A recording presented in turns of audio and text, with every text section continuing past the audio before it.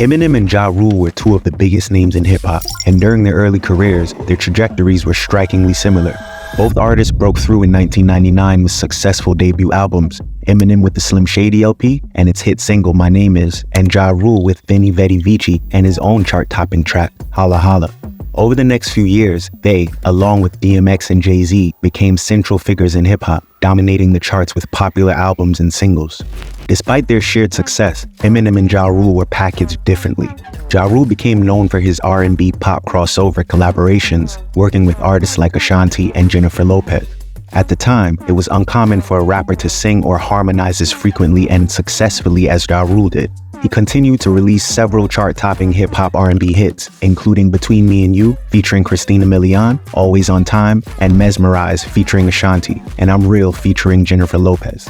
This pop-friendly approach propelled Ja Rule to global superstardom, earning him Grammy nominations and solidifying his status as one of the leading rappers of the new millennium. Meanwhile, in 1999, Eminem released his debut studio album, the Slim Shady LP, which catapulted him to the very top of the hip-hop game. Known for his vivid, shocking, and often gruesome lyrics, as well as his deep storytelling and sharp wit, Eminem carved out his own path in the hip-hop world. Additionally, as a white artist excelling in a traditionally black art form, everything he released quickly rose to the top of the charts, which he acknowledged in his 2002 song White America from The Eminem Show. Let's do the math. If I was black, I would have sold half. I ain't have to graduate from Lincoln High School to know that.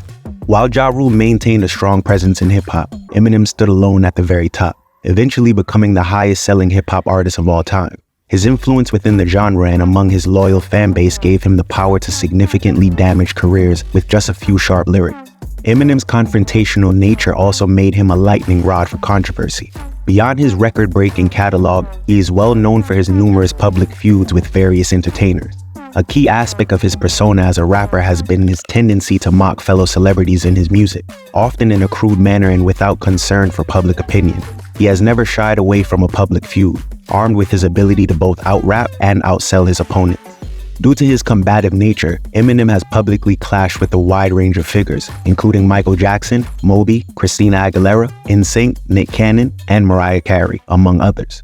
His feuds were not limited to pop stars. Within the hip-hop world, artists like Cannabis, Vanilla Ice, and Benzino also found themselves at odds with Eminem, often with career-damaging results. However, in the case of Eminem and Ja Rule, their relationship initially began with mutual respect as the two successful rap stars maintained a friendly rapport and partied together.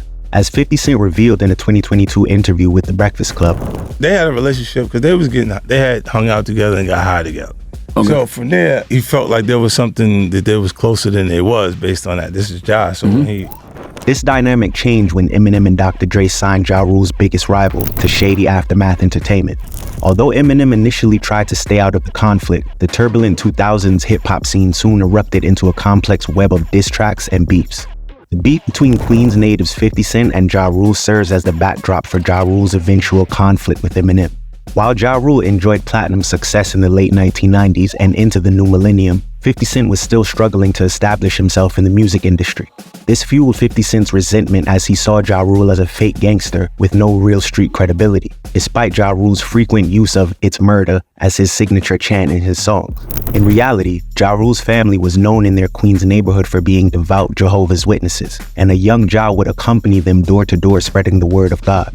In response to Ja Rule's image, 50 Cent released the diss track Your Life's on the Line in 1999, directly targeting Ja Rule and mocking his lack of street credibility. In the chorus, 50 Cent raps, "Scream murder, I don't believe you. Murder, fuck around and leave you. Murder, I don't believe you. Murder, murder, your life's on the line," making it clear that he viewed Ja Rule's gangster persona as nothing more than an act. In addition to 50's initial animosity towards Ja Rule, several incidents escalated their feud to a point of no return. The first major event occurred in 1999 when Ja Rule was robbed of his chain by a fellow Queens hustler named Lil Troy. According to 50 Cent, Ja Rule began to harbor a grudge against him because he had been seen hanging out with Lil Troy. However, Ja Rule dismissed this explanation. In a 2014 interview with Vlad TV, Ja Rule shared his perspective on the beef's origins, debunking the idea that the Lil Troy incident had anything to do with his animosity towards 50 Cent. He stated, "So 50 used that as his end to have something to say about me. But it had nothing to do with him. I didn't even know you know this dude. His story is, I seen him with Troy out and about, and I got mad at him. Like, he had nothing to do with it. Why would I get mad at the guy next to the guy? His stories just don't add up. They just don't make sense. But to an outside source looking in, listening, it's like, oh shit. People don't know what to believe, so they believe. Well, sometimes, The tension only escalated after the robbery. During Ja Rule's video shoot in Jamaica, Queens, 50 approached Ja Rule, who ignored him, causing 50 Cent public embarrassment. Over the following months and years, 50 Cent relentlessly targeted Ja Rule in his music, making it his mission to expose Ja Rule as a fake gangster. In turn, Ja Rule refused to acknowledge 50, dismissing him as a nobody and accusing him of trying to gain notoriety off of his name. The conflict reached a boiling point when both artists were booked to perform at an Atlanta nightclub and got into a physical altercation beforehand. On March 24, 2000, both Ja Rule and 50 Cent's crews were at the famous Hit Factory recording studio in Manhattan. After being tipped off about 50 Cent's location, Ja Rule and his crew confronted him, resulting in an altercation that ended with 50 Cent being stabbed by Ja Rule's associate and fellow rapper Black Chop. 50 Cent was treated for a laceration to the chest and a partially collapsed lung. The beef seemed to peak in May 2000 when 50 Cent was shot 9 times outside his grandmother's house in Jamaica, Queens. Following the shooting, 50 Cent was dropped from his record deal with Columbia Records, prompting Ja Rule to celebrate what he saw as a victory over his rival in his music. However, 50 Cent responded by releasing a series of mixtapes, including the acclaimed Power of a Dollar, with the same reckless abandon as before. Despite regaining his buzz on the streets, Ja Rule seemed unfazed, continuing to dominate the charts with hit after hit. Everything changed when 50 Cent's story of survival caught the attention of Eminem and Dr. Dre. Eminem later revealed in a 2003 interview with XXL magazine, "His life story sold me. To have a story behind the music is so important." This endorsement would soon shift the balance of power in the ongoing feud. After 50 Cent signed with Shady Aftermath Entertainment, Eminem and Dr. Dre provided him with the biggest platform in hip-hop to confront Ja Rule. This association with Eminem significantly boosted 50 Cent's visibility and influence. A prime example is his infectious Ja Rule diss track, Wangsta, which was included on the soundtrack for Eminem's film 8 Mile, helping 50 Cent gain momentum and leveling the commercial playing field with Ja Rule. Despite Ja Rule and Irv Gotti expressing their displeasure with Eminem for signing 50 Cent, a direct conflict between Ja Rule and Eminem didn't immediately unfold. However, tensions soon escalated when Eminem mentioned Ja Rule in the Benzino diss track, Go to Sleep, which also featured DMX and Obi Trice. In the song, Eminem delivered the line, "Ja, you'll get it too," signaling his readiness to inherit 50 Cent's beef with Ja Rule. By early 2003, 50 Cent, Eminem, G-Unit, and Eminem's rap group D12 had formed an alliance against Ja Rule and Murda Inc. Artists like DMX and Busta Rhymes also got involved, making guest appearances on diss tracks like Go to Sleep and Hail Mary. As the feud intensified, Ja Rule released one of the most notorious diss tracks of all time, Loose Change. The track is infamous for its disrespectful nature and for sparking a barrage of retaliatory diss tracks from Eminem, D12, and 50 Cent. In Loose Change, Ja Rule name-dropped Eminem's then-adolescent daughter, Haley, who had become somewhat of a public figure due to Eminem's frequent mentions of her in his music. The most memorable and incendiary line from the track was, "Em, you claim your mother's a crackhead and Kim is a known so what's Haley gonna be when she grows up?" This attack struck a personal chord with Eminem, who responded with a diss track titled Haley's Revenge, Do Re Mi.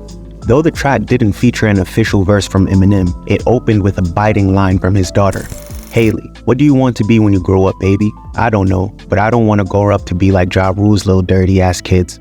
D12 then took turns dissing Ja Rule before Eminem closed the track with a threatening interlude. "Don't you ever say my little girl's name in a song again. Punk. I'll you up, boy. Never. Don't you never in your life. Choke the shit out you little midget. Haley'll whip your ass." The members of D12 focus on mocking Ja Rule for his increasing attempts to emulate Tupac Shakur. By 2003, Ja Rule had begun adopting Tupac's style, wearing a bandana, getting similar tattoos, and embracing a more gangster persona, while still heavily incorporating R&B influences into his music. Swifty McVeigh delivered a scathing line, "You on Pac's, you a replica guy.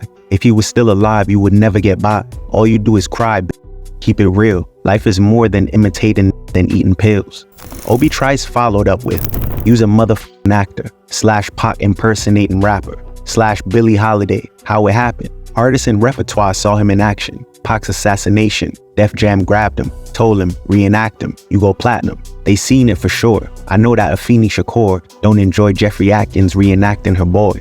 This brutal exchange of diss tracks solidified the feud, leaving a lasting mark on hip-hop history. Eminem, 50 Cent, and even Busta Rhymes, who got pulled into the feud after being dissed by Ja Rule, joined forces to mock Ja Rule for his exaggerated gangster persona and his habit of singing on tracks while claiming to be a tough guy. They collaborated on the diss track Hail Mary, a satirical homage to Tupac's song of the same name, poking fun at Ja Rule's obsession with Tupac. Eminem opens the track with a scathing critique of Ja Rule's character, rapping, "You ain't no killer, you a p***. That ecstasy done got you all emotional and mushy. Bitches wearing rags in photos, Ja's words being quoted. In the source, stealing Pac's shit like he just wrote it." He then delivers a humorous chorus, mimicking Tupac's style as he sings, "Come get me, motherfucker, if you want Shady. If Pac was still here now, he would never ride with ya. Nah, nah, nah, nah, nah, nah, nah, nah." Busta Rhymes adds to the ridicule with his own jab, rapping, "It's kinda funny, wanna be Pac, wanna fake like you thug, running around talking shit that he ain't capable of." As the feud between both camps intensified, it became clear that the overwhelming popularity of Eminem and 50 Cent, along with their barrage of diss tracks, had shifted fan support in their favor. It was widely seen as a huge miscalculation by Ja Rule and Irv Gotti to go after Eminem, who at the time was the world's best-selling and most popular rapper.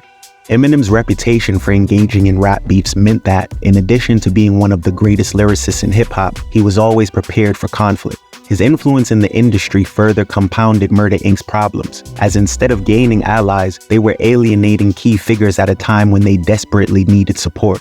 Meanwhile, 50 Cent was gaining massive momentum and fan backing, bolstered by his miraculous comeback after being shot and his association with Eminem at the peak of his career. It was clear that 50 Cent was destined to be the next big star in hip-hop, and Murda Inc. found themselves fighting against the tide of the entire music industry.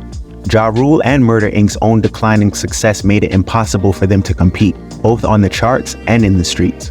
The label had failed to establish any stars beyond Ja Rule and Ashanti, and as their own star power waned, their adversaries, Eminem, D12, 50 Cent, and G-Unit, whose members each went on to release platinum albums, continued to rise with critically acclaimed chart-topping projects. In contrast, Murda Inc. struggled to release albums for several of their artists, suggesting that the label may have overextended itself and was being pulled in too many directions. However, Ja Rule and Irv Gotti's most significant battle wasn't on the mic, but in the courtroom. The duo faced the fight of their lives when they were charged with money laundering on behalf of former Queens drug dealer Kenneth Supreme McGriff. The federal government suggested that Murda Inc. was a front for Supreme's illegal drug operations. This led to a raid on Murda Inc.'s offices by federal agents on January 3, 2003, marking the beginning of a 2-year legal battle against Chris and Irv Gotti. The brothers were forced to prove that their successful multi-million-dollar record label was not involved in money laundering for the notorious Queens drug lord. The legal battle drained the label financially, with Chris and Irv Gotti reportedly spending upwards of $10 million in legal fees to defend their innocence. This financial strain crippled Murda Inc., severely impacting their ability to compete with 50 Cent and Eminem on a musical level. As a result, Ja Rule's 5th studio album, Blood in My Eye, released on November 4, 2003, received mixed to negative reviews.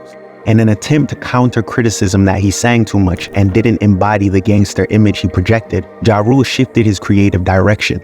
The love ballads with pop and R&B stars were replaced by hardcore features and grittier content. However, the album was poorly received, with many seeing it as the beginning of Ja Rule's decline in relevance. At the same time, Eminem was grappling with his own personal struggles, including addiction and a tumultuous home life with his wife Kim, who was frequently mentioned in his songs. By 2004, with his rivals weakened and the increasingly violent climate of hip-hop, Eminem decided to end the beef with his track, Like Toy Soldiers, from his 2004 album Encore. In the song, Eminem reflects on the reasons behind each conflict while expressing regret for getting involved in the first place. He raps, "That Ja shit, I tried to squash it. It was too late to stop it. There's a certain line you just don't cross," and he crossed it. "I heard him say Haley's name on a song, and I just lost it." The song was seen as a mature move by Eminem, who at the time held the upper hand over his opponents due to his monumental star power as the world's highest-selling rapper, the financial backing of Interscope Records, and the fact that both of his adversaries were struggling financially. Despite his dominant position, Eminem chose to take the high road, perhaps sensing defeat in his foes, and effectively ended the beef. He continues, and even though the battle was won, I feel like we lost it. I spent so much energy on it. Honestly, I'm exhausted, and I'm so caught in it, I almost feel like I'm the one who caused it. This ain't what I'm in hip-hop for. It's not why I got in it. In the years that followed, hip-hop's cynical nature saw Ja Rule fade from the spotlight, while 50 Cent's career continued a bit longer before he too experienced a decline in record sales. However, 50 Cent has managed to stay more relevant than Ja Rule through various business ventures and a successful career as a television producer. Meanwhile, Eminem's music, though still commercially successful, lost some of its earlier impact. As for the beef, things have largely quieted down in terms of diss tracks, with Ja Rule and 50 Cent mostly trading barbs on social media these days. Eminem has remained relatively silent, but occasionally takes a shot, as he did on Guilty Conscience 2 from his 2024 album, The Death of Slim Shady, where he raps, "When I say f midgets, I mean Ja Rule," referencing his 2003 diss track, Haley's Revenge, where he called Ja Rule a little motherfucking midget. Despite these occasional jabs, the two rappers seem to have reached an understanding about the nature of their conflict. In a 2014 interview with Vlad TV, Ja Rule recounted a conversation he had with Eminem during a flight layover, where they had a respectful conversation. According to Ja, Eminem admitted that it was all just a rap beef and that he had no personal animosity towards Ja Rule, but was simply supporting his artist, 50 Cent. I remember while this was all going on, I seen him. We was at Teterboro and we were switching jets. He had just got off the jet. I was getting on that same jet going wherever I was going. And me and him had a conversation right there. This was while it was, while it was happening. Yeah. Oh, okay. You know what I'm saying? And it was a man-to-man respectful conversation. Like, I know what it is, Em. And Em's like, you know, I don't really got no hard feelings towards you. It's just, that's home team and it's a rap beef. And he signed to my label. He signed to my label, you know what I'm saying? And I'm like, I know what it is, you know what I'm saying? I said, I ain't got nothing against you neither. And that was that. The beef between Eminem and Ja Rule, and by extension between Eminem, 50 Cent, and Ja Rule, remains a significant chapter in early 2000s hip-hop history. It played a crucial role in the downfall of Ja Rule, Irv Gotti, and Murda Inc., creating a lasting impact on the genre.